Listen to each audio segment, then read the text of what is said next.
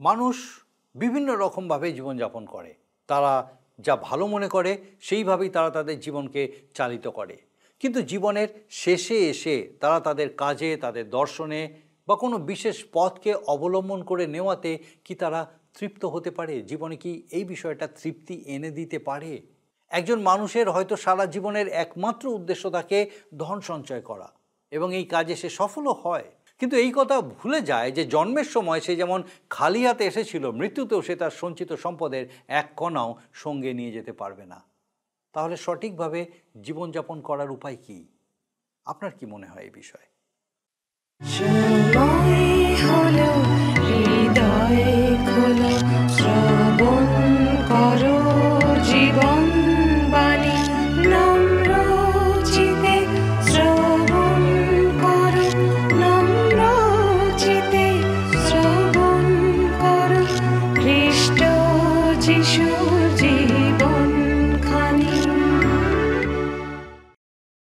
নমস্কার, জীবনবাণী অনুষ্ঠানে আপনাকে স্বাগত জানাই। আমার বিশ্বাস মহান ঈশ্বর তার মহা অনুগ্রহে, করুণায় আপনাকে সুস্থ রেখেছেন, সুরক্ষিত রেখেছেন। আর একই সঙ্গে আমার বিশ্বাস ঈশ্বরের বাক্যের এই যে ধারাবাহিক আলোচনা, এই আলোচনায় আপনি যে নিয়মিত অংশগ্রহণ করছেন, ঈশ্বরের বাক্য বিশেষভাবে আপনার জীবনে কাজ করছে।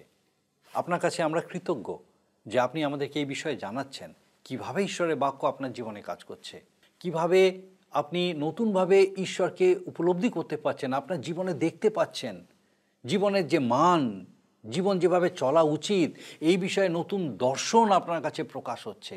আর আপনি আমাদেরকে এই বিষয়গুলো জানাচ্ছেন, এই জন্য আপনার কাছে আমরা কৃতজ্ঞ।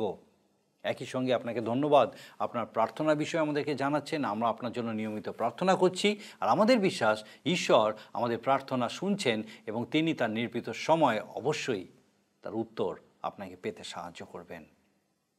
আসুন আজকে আমাদের অনুষ্ঠানের শুরুতেই একটা গানের মধ্যে দিয়ে আমরা ঈশ্বরের গৌরব করি।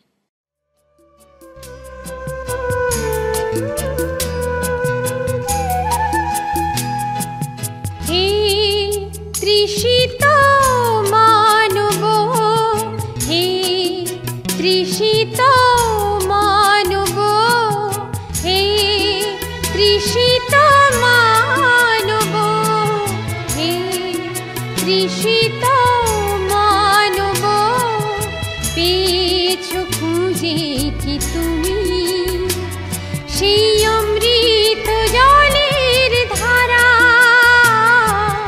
পেয়েছো খুঁজে কি তুমি সেই অমৃত জলের ধারা, হে তৃষিত মানব, হে তৃষিত মানব।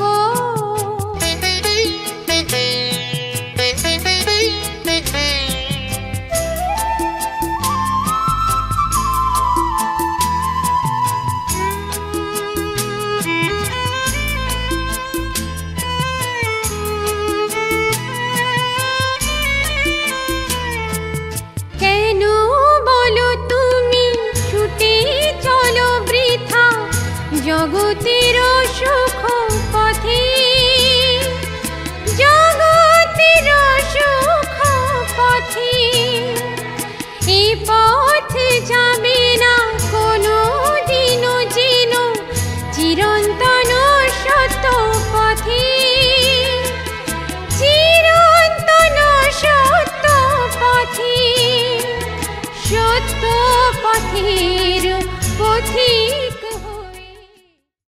আমরা ধারাবাহিকভাবে পবিত্র বাইবেলের পুরাতন নিয়মের উপদেশক পুস্তক অধ্যয়ন করছি। আমরা জানি যে এই পুস্তকটি রাজা সলোমন তার বৃদ্ধাবস্থায় রচনা করেছিলেন। তিনি তার জীবনে বহু পরীক্ষা নিরীক্ষার মাধ্যমে তৃপ্তি লাভ করার ব্যর্থ প্রচেষ্টা করেছিলেন, আর প্রত্যেক ক্ষেত্রে অসফল হয়েছিলেন। আমরা আমাদের আগের পর্বে তার কাছে অনেকগুলি নীতিবাক্য শুনেছি, কিন্তু নৈতিকতাও তার জীবনকে তুষ্টিজনক করে তুলতে পারেনি। এই পুস্তকের ৮ অধ্যায়ে এসে আমরা একজন নাতিশীতোষ্ণ মানুষকে দেখি, তিনি না গরম না ঠান্ডা। রাজা সলোমনের মনে হয়নি যে ধার্মিক ও দুষ্টের মধ্যে খুব একটা পার্থক্য আছে। এই কারণে তার জিজ্ঞাসা ছিল যে প্রকৃত জ্ঞানবান কে, আর তিনি যা যা বলেন তার অর্থই বা কী। একজন রাজা যা বিশ্বাস করেন সেই পথই তিনি অবলম্বন করেন, কারণ সেইভাবে করতে তার স্বাধীনতা আছে। আমাদেরও উচিত স্বাধীনভাবে খ্রিস্টের পক্ষে দাঁড়ানো। কিন্তু রাজা সলোমন দেখিয়েছেন যে অনেকেই প্রকৃত স্বাধীনতা কি তা বুঝতে পারে না, আর জীবনের অনেক কিছুই আছে যার উপরে মানুষের কর্তৃত্ব নেই, যেমন মৃত্যু। আজ যদি আমরা আমাদের সমাজের দিকে তাকাই তাহলে দেখব যে কত লোক মন্দ আচরণ করেও দণ্ডভোগ করছে না, বহাল তবিয়তে আছে। আর এই কারণে তারা আরও বেশি করে মন্দতার মধ্যে ডুবে যাচ্ছে।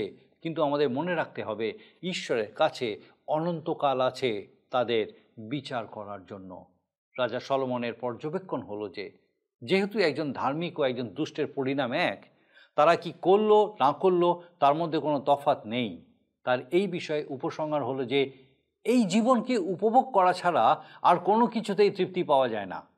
উপদেশক ৮ অধ্যায়ে রাজা সলোমন যে বিষয়গুলি উত্থাপন করেছেন সেগুলি আমাদের সাংসারিক বিষয়গুলোর অসারতাকেই তুলে ধরেছে। আমরা এই বিষয়গুলো আরও গভীরে ধ্যান করতে এবং সামগ্রিকভাবে এই পুস্তকের বিষয়বস্তু নিয়ে আসুন বিস্তারিত আলোচনায় প্রবেশ করি। আর আমার বিশ্বাস মহান ঈশ্বর আমাদের সঙ্গে আরেকবার নতুনভাবে কথা বলতে চলেছেন। আসুন আমরা আমাদের বিস্তারিত আলোচনায় প্রবেশ করি। প্রিয় বন্ধু, এই অনুষ্ঠানে আমি আপনাদের কাছে বাইবেলের পুরাতন নিয়মের উপদেশক তার ৭ অধ্যায় থেকে আলোচনা করছি। এই অধ্যায় এখন আমরা উত্তম কার্যকারীদের বিষয়ে লক্ষ্য করছি। জানেন কি, জীবনের পরিতৃপ্তি শুধুমাত্র এক উত্তম কার্যকারীর মধ্যে অনুসন্ধান করা হলো এক হীনবুদ্ধির পরিচয়। এই প্রসঙ্গে আমরা লক্ষ্য করি এই পুস্তকের ৭ অধ্যায় ২১ পদ লেখা আছে, যত কথা বলা যায় সকল কথায় মন দিও না, দিলে হয়তো শুনিবে তোমার দাস তোমাকে শাপ দিতেছে। আপনি আপনার পথের মাঝখান দিয়ে চলুন, মানুষ আপনার প্রশংসা করবে, যেহেতু আপনি দক্ষিণে অথবা বামে কারো প্রতি দেখছেন না। যদি আপনার পরিচিত কেউ আপনার সম্পর্কে বক্র বলে পরিচয় দেয়, আপনি বিচলিত হবেন না। জীবনে যদি শুধুমাত্র এক উত্তম কার্যকারী হয়ে আপনার এই জীবনের পরিতৃপ্তি লাভ করতে চান, তবে আপনি একটা সবজির মতো, নিশ্চয়ই একজন মানুষ নন। অথচ আজকের দিনে অধিকাংশ লোক এই পথই বেছে নিতে চায়। এমন মানুষ কি করে? শনিবার রাত পর্যন্ত হাসি মশকরা আমোদ প্রমোদের জীবনযাপন করে অবলীলাক্রমে, কিন্তু রবিবার সকালে মণ্ডলীতে গিয়ে উপস্থিত হয়। আমি অনেকদেরকে দেখেছি, কতজন উপস্থিত হয় কিন্তু খ্রিস্টের মনোপরিবর্তনপূর্বক খ্রিস্টীয় জীবনযাপনের জন্য আগ্রহী হয় খুব অল্পজন। কিন্তু কেন তাদের পিতামাতা এক মণ্ডলীর সভ্য হলেও ওই সমস্ত যুবক যুবতীরা তাদের গৃহে খ্রিস্টকে লাভ করেনি? তারা দেখেছে তারা মূলগত বিষয়গুলো গৃহে ও মণ্ডলীতে হারিয়ে বসেছে। তারা দেখেছে ধর্মের নামে অনেক সময় যা কিছু মেকি তাই। উত্তম কার্যকারী হিসাবে যে সমস্ত নীতিবাদীদের জীবন, তার অসারতা ও শূন্যতাই তারা দেখে এসেছে। আমরা এইবারে আসব যে বিষয়, তা উপদেশক তার ৮ অধ্যায় রয়েছে। এই অধ্যায়টি আমরা দেখব যে একজন ঈষদুষ্ণ নাশীতৃষ্ণ অর্থাৎ আগ্রহীন মানুষের বিষয় ধারাবাহিকতা বজায় রেখেছে। আর তার জীবন কেমন? না গরম না শীতল। নীতিবাদী এবং উত্তম কার্যকারীরা বলে তারা জীবনের পথে চলে স্বর্ণময় নিয়মাবলীর শর্ত মান্য করে, অথচ তারা এই বিষয়টাই জানে না যে সেই স্বর্ণময় নিয়ম বলতে কি বোঝায় এবং তার প্রয়োজনীয়তাই বা কী। সলোমন দেখেছিলেন যে ধার্মিক ও দুষ্টের মধ্যে বড় একটা পার্থক্য রয়েছে বলে মনে হয় না। তাই ৮ অধ্যায় ১ পদে তিনি বললেন, জ্ঞানবানের তুল্য কে? কে বাক্যের ভাবার্থ জানে? মানুষের প্রজ্ঞা তাহার মুখ উজ্জ্বল করে এবং তাহার মুখের কঠিনতা পরিবর্তন হয়। একমাত্র প্রভু যীশু খ্রিস্ট, যিনি প্রকৃত জ্ঞান, তিনিই পারেন জীবনকে পরিবর্তন করে ফেলতে। তিনি একটি জীবনে আবির্ভূত হন, প্রদান করেন আনন্দ, উদ্দীপনা ও শান্তি। তিনি আমাদেরকে সামান্য জীবনযাপন হতে উদ্ধার প্রাপ্তির জন্য আজকের দিনে যাবতীয় প্রয়োজনীয় বিষয়গুলো আমাদেরকে দিতে সমর্থ। ৪ পদে লেখা আছে, কারণ রাজার বাক্য পরাক্রম বিশিষ্ট, আর তুমি কি করিতেছ? এমন কথা তাহাকে কে বলিতে পারে? রাজা যা বিশ্বাস করেন তার পক্ষে তিনি দৃঢ় সমর্থনে দাঁড়ান, কেন তা করার পূর্ণ স্বাধীনতা তার থাকে। প্রিয় শ্রোতা বন্ধু, আপনি কেন একজন রাজার ন্যায় জীবনযাপন করে খ্রিস্টের পক্ষে দাঁড়াবার স্বাধীনতা আপনার মনে পোষণ করেন না? একবার এক ভবগুরু লোকের সঙ্গে আমার সাক্ষাৎ হয়, আর আমি তাকে জিজ্ঞাসা করেছিলাম, এই জগতে তুমি এমন এক জীবন বেছে নিয়েছ কেন? আর কেনই বা এমন সাজ পোশাক গ্রহণ করেছ? উত্তরে সে জানিয়েছিল, কেন জানো, আমি চাই স্বাধীনতা, চাই মুক্তি। আমি আমার ইচ্ছা মতোই বাঁচতে চাই। এরপর আমি তাকে বলেছিলাম, আমি একটা প্রশ্ন তোমার কাছে করছি। এমন সাজ পোশাক আর এমন জীবনযাত্রা যদি বদলে ফেলো এবং তোমার এই দলের মধ্যে আবার এই পরিবর্তিত অবস্থায় ফিরে যাও, তাহলে কি তারা তোমাকে স্বীকার করে নেবে, গ্রহণ করবে? এক মুহূর্তের জন্য সে যেন কি চিন্তা করেছিল এবং পরক্ষণে বলে উঠল, না, আমার মনে হয় তারা তা মেনে নেবে না, স্বীকার করবে না আমাকে। আর এরপর আমার প্রশ্ন ছিল, তাহলে তোমার স্বাধীনতা কোথায়? তুমি তো প্রকৃতই পূর্ণ স্বাধীনতা রক্ষা করতে পারছো না।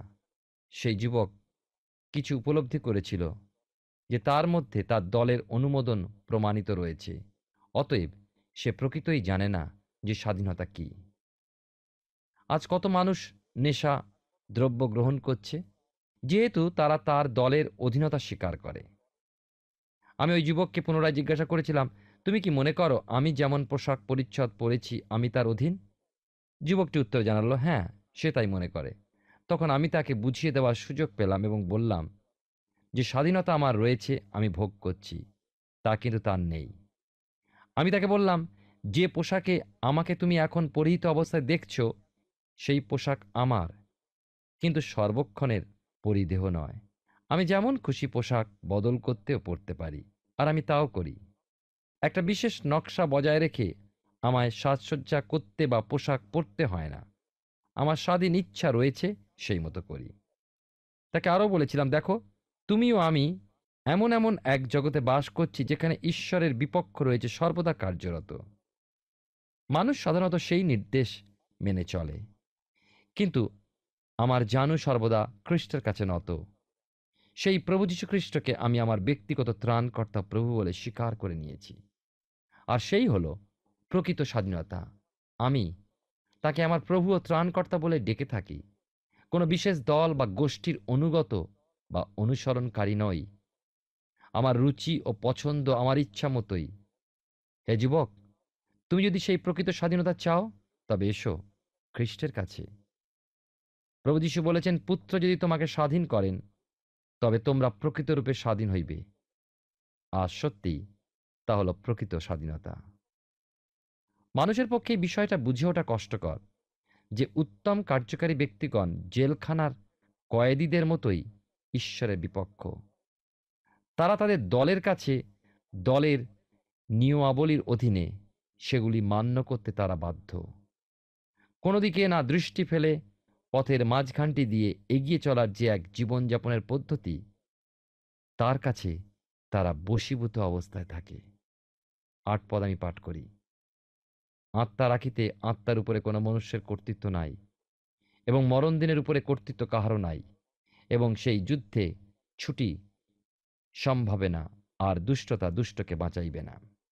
এই সমস্ত উত্তম কার্যকারীদের বা সমাজের বেশ গণ্যমান্য অভিজাত ব্যক্তিদের নিজেদের স্তরের রীতিনীতি বজায় রাখবার জন্য একদিন একদিন করে ভোগবিলাসের বিভিন্ন উপাদানগুলো স্বাদ গ্রহণ করতে ক্রমশ অবনতির দিকে নেমে যেতেই হয়। তথাকথিত নৈতিকতার এই দিকটার প্রতি অধিকাংশই বিশেষ সতর্কতা অবলম্বন করে না, ক্রমশ মৃত্যুর দিকে এগিয়ে যায়। সলোমন বলছেন, আর মরণ দিনের উপরে কর্তৃত্ব কাহারও নাই।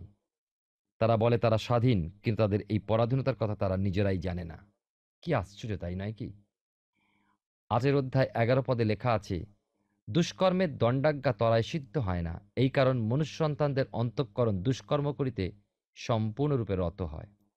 আমাদের সমসাময়িক সমাজকে আজ লক্ষ্য করুন, কি চিত্র ফুটে উঠছে। বিচার নেমে না আসা পর্যন্ত মন্দতার কাজগুলো কেমন বৃদ্ধি পেয়ে চলেছে। কেন? কারণ মন্দ হলো মানুষের অন্তরে। এমনকি নিজেদেরকে যারা খ্রিস্টান বলে দাবি জানায়, তারাই কিভাবে পাপের মধ্যে ডুবে রয়েছে। তারা আবার এমন কথাও দুঃসাহসের সঙ্গে বলে, দেখো, আমি বছর 5 ধরে এই পাপে ডুবে রয়েছি। কোথায়? ঈশ্বর তো আমায় কিছুই দণ্ড দিচ্ছেন না, আমি বেশ আছি। কিন্তু প্রিয় বন্ধু, জেনে রাখবেন, সেই ঐশ্বরিক সহিষ্ণুতাই তার উপরে আসন্ন বিচারের প্রমাণ। তিনি আজ পাপের দণ্ড দিচ্ছেন না ঠিকই, কিন্তু পথের এক পাশে তারই জন্য তিনি অপেক্ষারত। বাস্তবে কি তিনি অনন্তকাল না আসা পর্যন্ত অপেক্ষা করতে পারেন, কিন্তু আপনি পারেন না। তাই ২ করিন্থীয় তার ৬ অধ্যায় ২ পদে সাধু পৌল কি বলেছেন শুনুন। কেন তিনি কহেন, আমি প্রসন্নতার সময় তোমার প্রার্থনা শুনিলাম এবং পরিত্রাণের দিবসে তোমার সাহায্য করিলাম। দেখো এখনই সুপ্রসন্নতার সময়, দেখো এখনই পরিত্রাণের দিবস। ঈশ্বর এই দিনগুলো এবং আজকের দিন আপনার জন্য মঞ্জুর করেছেন। জীবিতদের দেশে রেখেছেন আপনাকে, যেন আপনি তাঁর চরণে ফেরেন, তার বক্ষে আলিঙ্গন করে তাঁর শান্তি আনন্দ লাভ করেন।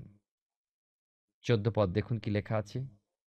পৃথিবীতে এই অসারতা সাধিত হয়, এমন ধার্মিক লোক আছে যাহাদের প্রতি দুষ্টদের কর্মানুযায়ী ফল ঘটে, আবার এমন দুষ্ট লোক আছে যাহাদের প্রতি ধার্মিকদের কর্মানুযায়ী ফল ঘটে।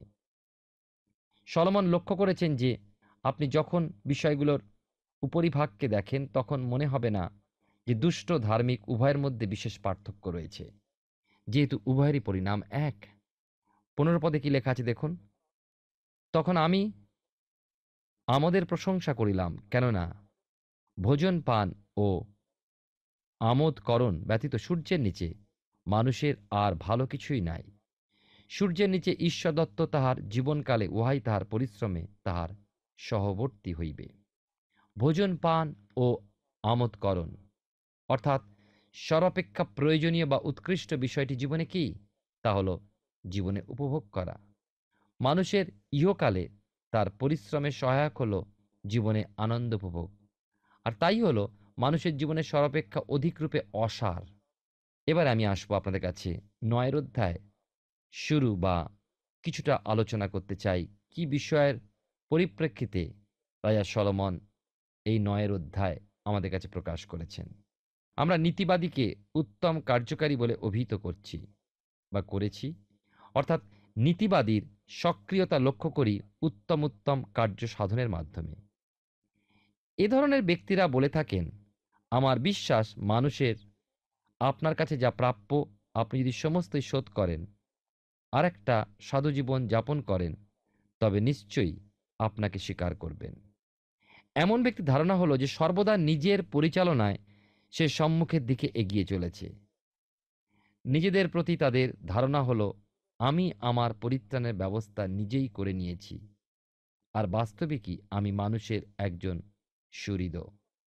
জীবন সম্পর্কে রয়েছে তাদের এক কঠিন দর্শন, আর রয়েছে খুব সামান্যই প্রকৃত আনন্দ।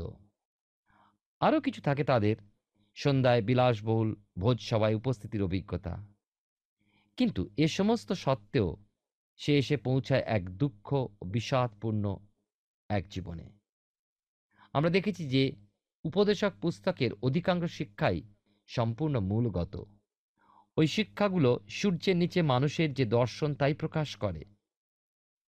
তারা খ্রিস্টীয় দৃষ্টিভঙ্গি তুলে ধরে না, আর প্রকাশ করে না ঈশ্বরের দৃষ্টিভঙ্গিও। তারা আমাদের সূর্যের নিচে মানুষের দ্বারা আনিত অবশ্যম্ভাবী পরিণামের বিষয়কে বলে। এই পুস্তককে আমি দেখি এক বিষাদপূর্ণ পুস্তক হিসাবে, আর এই অধ্যায়টিকে বিশেষভাবে তেমনভাবেই আমি দেখি। এই পবিত্র শাস্ত্রের এই পুস্তকখানি মেষপালের মধ্যবর্তী একদল কালো ছাগলের মতোই। একজন এই পুস্তক হতে এমন বিষয়গুলো গ্রহণ করতে পারে যা শাস্ত্রের অন্যান্য বিষয়গুলো হতে বিপরীত বলে অনেক সময় মনে হয়। তারা যেভাবে প্রকাশ করে তা শাস্ত্রীয় মহান শিক্ষাগুলোর বিপরীত, যেহেতু এই পুস্তক নাস্তিক বা ঈশ্বরবিহীন ব্যক্তিদের কাছে প্রিয় গণ্য হয়। একজন বারবার সেগুলোর উদ্ধৃত করেছেন। এ হলো জীবনের দুঃখবাদী দর্শন পোষণকারী মনোভাব। কিছু আধুনিক ধর্মানুষ্ঠানের পদ্ধতি এই পুস্তকের উপরে রচিত তাদের পদ্ধতির গবেষণামূলক প্রবন্ধগুলো বর্ণনা করেছে। কিভাবে এই পুস্তকখানি পবিত্র ধর্মগ্রন্থে স্থান পেয়েছে, এর জন্য আমাদের ফিরে যাওয়া উচিত লেখকের উদ্দেশ্য কী ছিল সেই বিষয়ে। তার গবেষণামূলক প্রবন্ধটি কি? তিনি কি প্রকাশ করতে চান? তিনি কি খ্রিস্টীয় নীতি উপস্থাপিত করার চেষ্টা করেছেন? আমাদের সর্বদা মনে রাখতে হবে যে রাজা সলোমন ঈশ্বর হতে দূরবর্তী জীবনের বিষয় বলেছেন। এ যেন তাঁর এক পরীক্ষা। সেই পরীক্ষা হলো ঈশ্বর ব্যতি রেখে কেমনভাবে সুখী হওয়া যায়। এ হলো সূর্যের নিচে থাকার শেষ ফল। জগতের মানুষ জীবনে যার অন্বেষণ করে, যার প্রত্যাশা করে, এ হলো তাই। আর সেই জন্যই অবিশ্বাসীরা যখন এই পুস্তক হতে কিছু উদ্ধৃত করে, তখন আশ্চর্য হওয়ার আর কিছু থাকে না। পুস্তকটি বোধগম্য করার জন্য সাহায্য হিসাবে আমি একটা উদাহরণ দিতে চাই। সমুদ্রের উচ্চ প্রবাহ ও নিম্ন প্রবাহের মধ্যবর্তী যে স্তর, তাকে আমরা বলি মধ্যবিদ প্রবাহ। আর তাই হলো সমুদ্রের সাধারণ উচ্চতা। সমুদ্রের এই সাধারণ উচ্চতার নিচে রয়েছে এক রাজ্য, আবার সমুদ্রের সাধারণ উচ্চতার উপরে রয়েছে এক রাজ্য। বাস্তবিকই এই যেন দুটি ভিন্ন জগৎ। সমুদ্রের সাধারণ উচ্চতার নিচে রয়েছে বিশেষ রাসায়নিক উপাদানগুলোর একটি জগৎ, যা গঠিত হয় জলবাহিত শিলাকণা দিয়ে। আবার সমুদ্রের সাধারণ উচ্চতার ঊর্ধ্বে রয়েছে বিভিন্ন রাসায়নিক উপাদানসমূহের এক জগৎ, যা বাষ্পাকারে রয়ে যায়।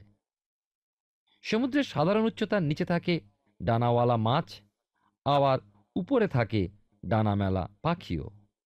জীবনের দুটি পথ। কৃত্রিম পাখিগুলো মাছকে বলে না যে ওই তাদের সমস্তই ভুল বা ব্যর্থ, যেহেতু তার পালক নেই। বানর সমুদ্রের সাধারণ উচ্চতার নির্দেশ সম্পর্কে বাদানুবাদ করতে পারত। বানর বলতে পারত এই উচ্চতা হবে আরও নিচে। এবার উপদেশক পুস্তকখানিকে দেখি, সূর্যের নিচে বারবার করে বলা হয়েছে। খ্রিস্টীয় জীবন ঈশ্বরের বাসস্থান, সেই অতি পবিত্র স্থানের জন্য মনোনীত। কিন্তু সূর্যের নিচে মানুষের জীবন সম্বন্ধীয় দৃষ্টিভঙ্গি সূর্যের উপরে বিরাজমান ঈশ্বরের জীবন সম্বন্ধীয় দৃষ্টিভঙ্গি হতে ভিন্ন। আমরা দুটো ভিন্ন জগতের প্রতি ও দুটো ভিন্ন জীবনধারার প্রতি দৃষ্টিপাত করে রয়েছি। সূর্যের নিচে যে জীবন, তা ঈশ্বর হতে দূরে পার্থিব বা জাগতিক অবস্থিতি বা অস্তিত্ব। এই অস্তিত্ব দেখায় ঈশ্বরবিহীন এক নিত্যতা এবং এমনই এক ভবিষ্যৎকে। খ্রিস্টীয় জীবন এর সঙ্গে প্রতিটি পথে তুলনীয়, যেহেতু মানুষ ঈশ্বরের অনুগ্রহে পরিত্রাণ প্রাপ্ত এবং তার অনুগ্রহের প্রদর্শন। তাহলে দুটো ভিন্ন বিস্তার লক্ষ্য করি এখানে, এবং একটার সূত্রগুলো ও নীতিগুলো অন্যটিতে প্রয়োগ করা যাবে না। সমুদ্রের সাধারণ উচ্চতার উপরিভাগ ও সাধারণ উচ্চতার নিম্নভাগের দূরত্বের মতোই এ দুটি মধ্যবর্তী দূরত্ব বলা যায়।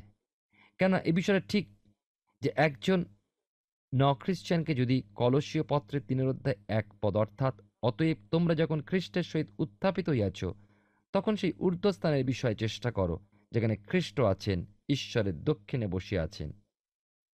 এ কথাটা বলা যায়, তবে তা হবে সময়ের অপচয়। সে ব্যক্তি তো খ্রিস্টতে নেই, খ্রিস্টের সঙ্গে তো উত্থাপিত হয়নি। আর সেই জন্য ঊর্ধ্বস্থিত বিষয়গুলোর অন্বেষণ বা চেষ্টা সেই ব্যক্তি করতে পারে না। প্রথমে তাকে নূতন জন্মগ্রহণ করতে হবে, তবেই সে হবে নূতন সৃষ্টি। দেখুন, একজন খ্রিস্টানকে এমন কিছু বলা সঙ্গত নয় যেন সেই ব্যক্তি খ্রিস্টেতেই অবস্থান করছে, কেননা তা তো সে করে না। খ্রিস্টেতে সে বিশ্বাসী নয়। একথা মনে রেখে তার সঙ্গে কথোপকথন করা উচিত। এই যেন একটা মাটির তৈরি কচ্ছপকে উঠতে শেখানো। যদি খ্রিস্টেতে অবস্থান না করা এক ব্যক্তির সঙ্গে খ্রিস্টান মনে করে নিয়ে কথা বলা হয়, মাটির কচ্ছপ মাটি, সে উঠতে উৎসাহী নিশ্চয়ই হবে না। মনে রাখতে হবে তার কোনো বোধ নেই। প্রিয় বন্ধু, তাই আমাদের জীবনে খ্রিস্টকে আমরা না পেলে খ্রিস্টের সেই মহান বিষয় সকল, তিনি আমাদের জন্য যে প্রতিজ্ঞা রেখেছেন, তিনি আমাদের জন্য যে সুন্দর ব্যবস্থা করেছেন, তা আমরা উপলব্ধি করতে পারি না। ঈশ্বরের ধন্যবাদ দিই যে উপদেশক পুস্তক এমনই এক পুস্তক যা আমাদের দেখায় সূর্যের নিচে সমস্ত বিষয় অসার, যা আমাদেরকে প্রকৃত লক্ষ্যের দিকে এগোতে সাহায্য করে না, কিন্তু সেই স্বর্গস্থ বিষয় যা ঈশ্বর আমাদের জন্য নিরূপণ করেছেন, তা আমরা আমাদের চিন্তা বা দৃষ্টিভঙ্গির মধ্যে দিয়ে উপলব্ধি করতে পারি না, যদি না ঈশ্বর তার পবিত্র আত্মার মধ্যে দিয়ে হৃদয় বিশ্বাস আমাদেরকে দান করে। আসুন আমরা ঈশ্বর হাতে সমর্পিত হয়ে প্রার্থনা করি যেন তিনি আমাদেরকে সাহায্য করেন, তার পথে স্থির থেকে যেন আমরা আরো সুন্দরভাবে এগোতে পারি। ঈশ্বর আপনার জীবনে মঙ্গল করুন। আমরা উপদেশক পুস্তক থেকে ধারাবাহিকভাবে অধ্যয়ন করছি। আমার বিশ্বাস মহান ঈশ্বর বিশেষ করে আপনার সঙ্গে আজকে তার জীবন্ত বাক্যের মধ্যে দিয়ে কথা বলেছেন। উপদেশক পুস্তকের বেশিরভাগ শিক্ষাগুলি বেশ কট্টরপন্থী, কোনোভাবেই সেগুলির সঙ্গে খ্রিস্টের বা ঈশ্বরের দৃষ্টিভঙ্গির মিল নেই। আমরা এই শিক্ষাগুলোকে সূর্যের নিচে থাকা অর্থাৎ জাগতিক মানুষের দর্শন বলতে পারি। এই পুস্তকটি বিষাদে পরিপূর্ণ একজন মানুষের বিষাদগ্রস্ত একটি রচনা। এটি শাস্ত্রের অন্তর্গত হলেও শাস্ত্রের অন্যান্য অংশে প্রাপ্ত শিক্ষার সঙ্গে এর কোনো বিশেষ সামঞ্জস্য পাওয়া যায় না। কিন্তু বাইবেলে এই পুস্তকের অন্তর্ভুক্তি হওয়ার একটা কারণ আছে। কেন এই পুস্তক রচিত হয়েছিল সেটা আমাদেরকে বুঝতে হবে। তিনি কি কোনোভাবে খ্রিস্টীয় তত্ত্বকে প্রকাশ করতে চেয়েছিলেন? আমাদের মনে রাখতে হবে রাজা সলোমনের এই রচনার মাধ্যমে আমাদের সামনে এমন একটা জীবন উঠে আসে যা ঈশ্বর থেকে বিচ্ছিন্ন, আর সেটাই হচ্ছে সূর্যের নিচে মানুষের জীবন। এইভাবেই জগতের মানুষ তাদের জীবনকে দেখে, আর সেটা আমাদের সঠিকভাবে বুঝতে পারা, উপলব্ধি করা খুব প্রয়োজন। তবেই আমরা খ্রিস্টের দেখানো পথকে বেছে নিতে পারবো, সেই সত্য পথের অন্বেষণ করতে পারবো, অনুসরণ করতে পারবো, সেই পথ অবলম্বন করতে পারবো। আমাদের সামনে নেতিবাচক বিষয়গুলি প্রকাশ না পেলে আমরা কখনোই ইতিবাচক বিষয়গুলিকে গ্রহণ করতে পারবো না। আমাদের আগামী পর্বে আমরা এই বিষয়ে আরও বিশেষ কিছু আলোচনা করব। আসুন এখন প্রার্থনায় যাব, আর আমি চাইব আপনি আমার সঙ্গে যোগ দিন। আসুন প্রার্থনা করি। পরম মঙ্গলময় স্বর্গীয় পিতা, ধন্যবাদ দিই প্রভু যে তোমার পবিত্র পরাক্রমের একটি বাত তোমার জীবন্ত বাক্যের সামনে আমাদেরকে এনেছ। বিশেষ করে ধন্যবাদ দিই আমাদের প্রত্যেক দর্শক বন্ধু, তাদের পরিবার পরিজনের জন্য। পিতাগো, নিয়মিতভাবে তুমি তাদের সঙ্গে তোমার জীবন্ত বাক্য দ্বারা কথা বলে চলেছ। এই সময় বিশেষ করে প্রার্থনা করি পিতা, সেই প্রত্যেক দর্শক বন্ধু তাদের পরিবার পরিজনের জন্য। বিশেষত প্রার্থনা করি যদি এই মুহূর্তে কেউ বিশেষ কোনো কঠিনতার মধ্যে আছেন, হয়তো ব্যক্তিগত ক্ষেত্রে বা পারিবারিক ক্ষেত্রে, স্বামী স্ত্রীর অশান্তি, পিতামাতার সঙ্গে সন্তানের সমস্যা, অর্থনৈতিক সমস্যা বা অন্য কোনো সাংসারিক বিষয়, সামাজিক বিষয় যা তাদেরকে হয়তো হতাশ নিরাশ করে তুলেছে, জীবনের আশা হয়তো কেউ দেখতে পাচ্ছেন না, প্রার্থনা করি প্রভু তোমার পবিত্র পরাক্রমে এই মুহূর্তে তুমি তাদের সঙ্গে থাকো এবং পিতাগো এই বিশ্বাসে স্থির করো যে তুমি কখনোই তাদেরকে ছেড়ে দাওনি, তুমি তাদেরকে ধরে রেখেছো, তোমার সেই ধার্মিকতার দক্ষিণ হাতের মধ্যে তুমি তাদেরকে রেখেছো এবং তুমি তাদেরকে বহন করে নিয়ে চলেছো। পিতাগো, যখন তারা তোমার দিকে দৃষ্টি স্থির রাখে, তোমাতে সমর্পিত হয়, তোমাতে স্থির হয়, তুমি তাদেরকে তোমার সেই আশ্বাস, তোমার সেই অনুগ্রহ, তোমার করুণা দেখতে সাহায্য করবে। পিতাগো, তোমার পবিত্র পরাক্রমে আমাদের সেই দর্শক বন্ধু, তাদের পরিবার পরিজন প্রত্যেককেই আশীর্বাদে পূর্ণ করো এবং পিতাগো তুমি তাদেরকে সেই তোমার জীবন্ত প্রত্যাশায় পূর্ণ করো এবং সমস্ত অন্ধকার থেকে, হতাশা নিরাশা থেকে বেরিয়ে এসে তোমার গৌরব করতে সাহায্য করো। প্রভু দয়া করো, সেই প্রত্যেকের সঙ্গে সঙ্গে থাকো, তোমার অনুগ্রহে পূর্ণ রাখো। তোমার যিশু নামে ভিক্ষা দয়া করে শ্রবণ গ্রহণ করো, আমেন। ঈশ্বরের ধন্যবাদ দিই যে আমাদের জন্য সেই চরম আনন্দ শান্তি যা সমস্ত মানব বুদ্ধির অতীত আমাদের জন্য তিনি রেখেছেন, আর তার জীবন্ত বাক্য আমাদেরকে সেই শান্তি আনন্দের সন্ধান দেয় যে কিভাবে আমরা ঈশ্বরের আরও নিকটবর্তী হতে পারি, তার সান্নিধ্যে আসতে পারি। আমার বিশ্বাস এইভাবে আগামী দিনেও আপনি আমাদের সঙ্গে এই জীবনবাণী অনুষ্ঠানে অবশ্যই উপস্থিত থাকবেন।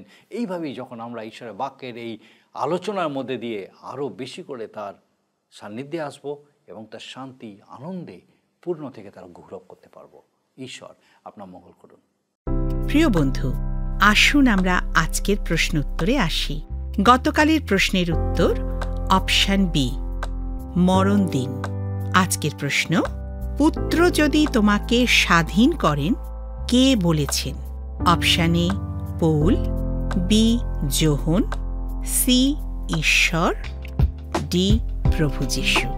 প্রিয় বন্ধু, এই প্রশ্নের উত্তর আগামীকাল সন্ধ্যা 6টার মধ্যে option A B C D সহকারে আপনার নাম ও সম্পূর্ণ ঠিকানা সহ 9433497235 এই নম্বরে SMS বা হোয়াটসঅ্যাপে পাঠাবেন। যদি আপনার এই অনুষ্ঠান ভালো লেগে থাকে তাহলে এই নম্বরে একটি মিসড কল করুন, তাহলে আপনি পরের বারে বিজয়ী হতে পারেন।